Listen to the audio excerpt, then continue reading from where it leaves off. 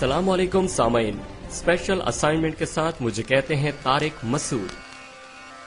आज के प्रोग्राम में शामिल है ज़ोहरा जबी के कत्ल के असबाब, उनके करीबी रिश्तेदारों की ज़बानी, उसके घर से और फिर इनके वो मिला जिसे तेज करते हैं वो मिला, और डिस्ट्रिक्ट हेडक्वार्टर अस्पताल के MS डॉक्टर जफर अवान के व्यूज। कोई चीज बाहर भेज देते हैं कि खुदा न खास्ता उनके टिश्यूज में अगर कोई है तो वो चीज सामने आ जाए।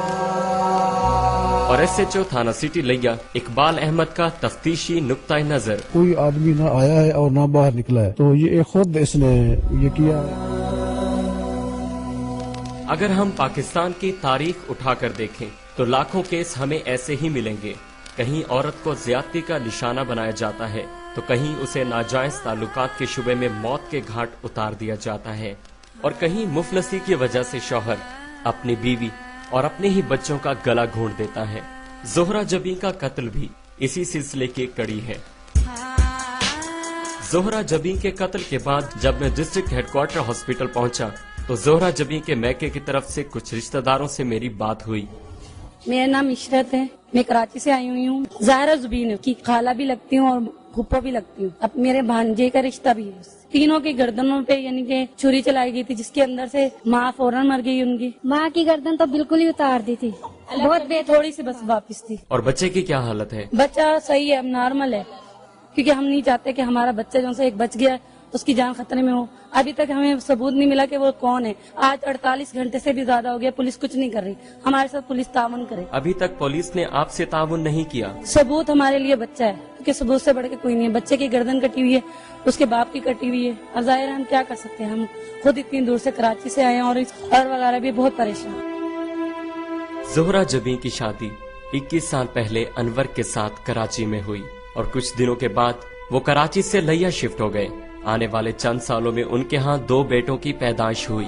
ज़ाहरा ज़ुबीन जो हमारी उनके माँ बाप नहीं है, क्योंकि 3 बहनें वो लोग, भाई नहीं है, कोई नहीं है। तो आप क्या समझती हैं कत्ल किसने किया है? हमें शक है, मगर शक के बुनियाद पे हम कुछ नहीं कह सकते, कुछ भी नहीं कह सकते, क्योंकि हमें सबूत मिलेगा तो हम आगे कदम बढ़ाएंगे। तो क्या आप बता सकती हैं कि ये कत्ल क्यों हुआ है और वजह क्या हो सकती है? शोहर ने बहुत जुल्म किए, यानी कि वो उसको धूप में रखा है उसके शोहर ने, और लोगों ने उसको छुड़वाया। उसने खुदा का वास्ता देकर कुत्ते के साथ भी ऐसा सलूक नहीं करता जो उसके शोहर ने उसके साथ। वो हम मिलना चाहते थे, वो कहती थी नहीं तुम मिलोगे तो मेरे शोहर मुझे तलाक दे देगी, मुझसे नहीं मिलो। वो डरी रहती थी इस चक्कर में। लोगों से सुना है वो सितम करता था, उसका शोहर मारता था उसको, संगलियों तक नहीं मारता था उसको। फिर भी वो इसलिए गई है ताकि मेरे रिश्तेदार मुझे तंज नहीं मारे। वो हमारे लिए इसलिए वापस नहीं आए। हम मिलना भी चाहते थे, वो नहीं मिलती थी, इसके डर के मारे कि वो तलाक दे रहा है मुझे। अगर हमें कहीं देख भी लेती थी वो छुप जाती थी कि मेरे शोहर को पता चल गया तो वो मुझे मार डालेगा। बच्चों की खातिर उसने सब चीज सहा है। अपने किसी तमाम रिश्तेदारों से मिलना भी चाहती थी, वो नहीं मिलती थी, क्योंकि उसके शोहर ने एक धमकी लगाई हुई थी कि मैं तुम्हें तलाक दे दूंगा। उस डर के मारे लड़की नहीं मिलती थी। अनवर सारा दिन मेहनत मजदूरी करता, मगर महंगाई की वजह से अपने घरेलू अखराजात पूरे ना कर पाता। गुर्बत की वजह से अनवर चाहते हुए भी अपने बच्चों को स्कूल ना भेज सका। तो ये कहाँ पे हुआ है कत्ल? ईदगाह मोहल्ले में।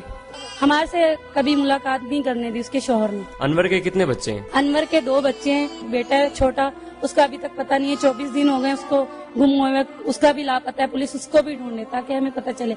मेरा नाम साइमा है। अच्छा, आप अनवर की?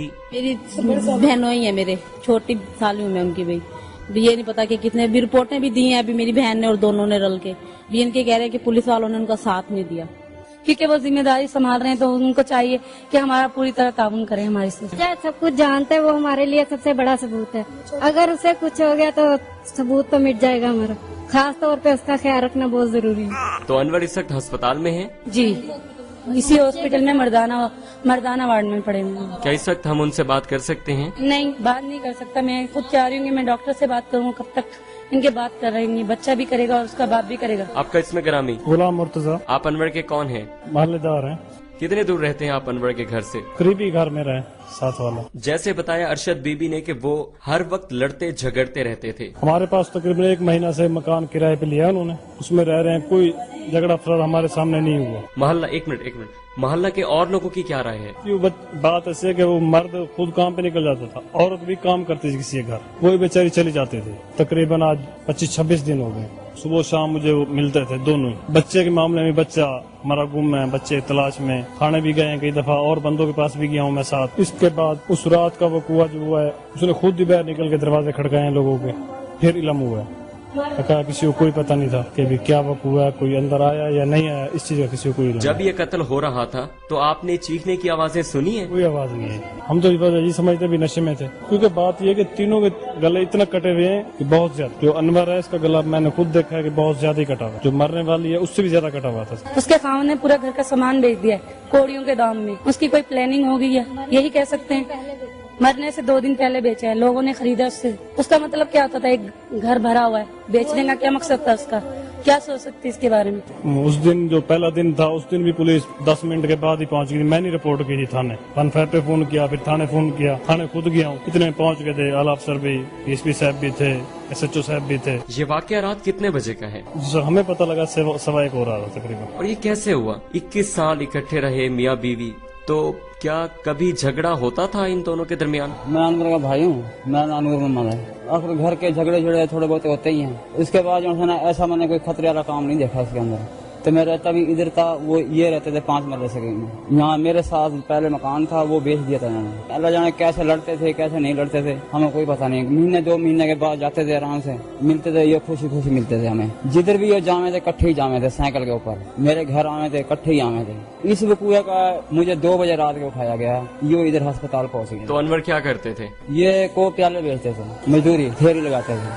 तो यहाँ अस्पताल में कोई खतरा है आपको? और पुलिस की नफरी काफी है क्या? नफरी नहीं है, हमने बात की थी पुलिस से भी एक बंदा तुम्हारा होना चाहिए। उन्होंने कहा तो तभी कल से हम एक बंदा आपको देंगे जो बैठेगा। अभी तक तो कोई बंदा नहीं आया है। होना जरूरी है वैसे, क्योंकि छोटा वकूआ नहीं, बहुत बड़ा वकूआ है। पूरा मोहल्ला का मोहल्ला ही परेशान है इस मसले के लिए। मेरा नाम मोहम्मद यासीन है। ये खुद बाहर निकला है, वो सामने जिसका किराएदार था ये अनवर ने खुद उसका दरवाजा खटखटाया, और दरवाजा खटखटाने के बाद फिर उसके बाद वो बाहर निकला, इसकी पोजीशन देखी, फिर उसने महल्लेदारों को इकट्ठा किया, साथ हमसाये वालों को भी इत्तला दी, इनके रिश्तेदारों को, भाई को, सबको। पूरा तकरीबन 150 आदमी इकट्ठा हो गया वहाँ पर। उसके बाद जनाब अली फिर ये कार्रवाई की पुलिस में, फिर ये अस्पताल की कार्रवाई चालू हो गई। अच्छा ये पता है इलाज कैसे हो रहा है? फ्री हो रहा है या पैसे लग रहे हैं? पैसे नहीं लग रहे, बैतुल माल फंड के हम महल्लेदार, काउंसलर साहबान, ये यूसी नंबर 3 का काउंसलर है, इन्होंने भी कोशिश। इमरान अहमद खान है, वो एक हारा हुआ नाज़िम है, उन्होंने कल 10,000 रुपए के फार्मों पे दस्तखत वसूल करा के दिए, वही चल रहा है सिस्टम। ज़ोहरा घरेलू अखराजात पूरे करने में अनवर की मदद करती थी।